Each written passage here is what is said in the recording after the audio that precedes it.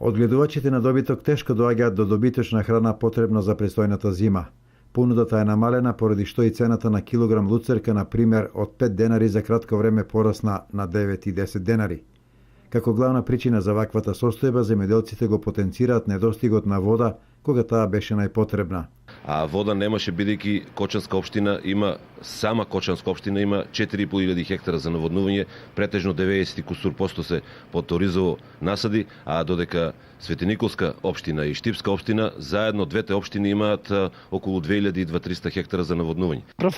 Проблем беше прв откој што фалеше, едно 6 милиона кила фалат детелина. Од првиот отказ. Првиот отказ беше помалку даде ради поплавите и ради тоа. Вториот исто суша беше, не падна дожд едно 50 дена и затоа детелина фали. Освен ова, земјоделците забележуваат и на нередовното водоснабдување. Не треба вода, знаете, да пуштат рано водата. По април треба да биде пуштена каналите. По моје мисло, знаете ли. Нема веза што тука нема оризали. Има други производства што се рано пролетнина места. Другата причина е сушата сама, бидејќи нема косено трави, ливади и ред други работи. И третата причина е поплавите во Битолско. Значи, однесоа голем дел од фуражните посеви, односно се уништени, тие тешко ќе се врнат неколку години, така да луѓето се доваѓаат од Овчеполијата и носат од Пелагонија и носат фуражни, односно претежно луцерка, носат за Битола. Во Кочанска најголем дел од површините се засејани со ориз, додека во Овчеполието на вода чекаат повеќе земјоделски култури.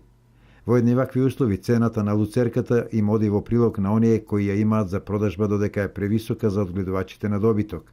За првите таа е реална и со неа можат да се покријат производствените трошоци. Према трошкот за мези што има, сите од 9 до 10 треба да се движи. Иначе она беше 5,5, 6.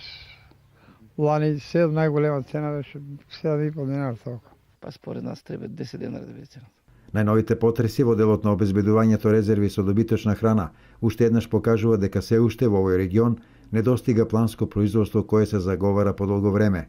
Неодамна министерот за земјоделство најави силна заложба работите да се стават на вистинскиот колосек, алудирајќи на раноградинарското производство, но очигледно ваквиот начин ќе треба да почне да се применува и во делот на фуражните култури, доколку сакаме да го одржуваме и стимулираме домашниот сточен фонд.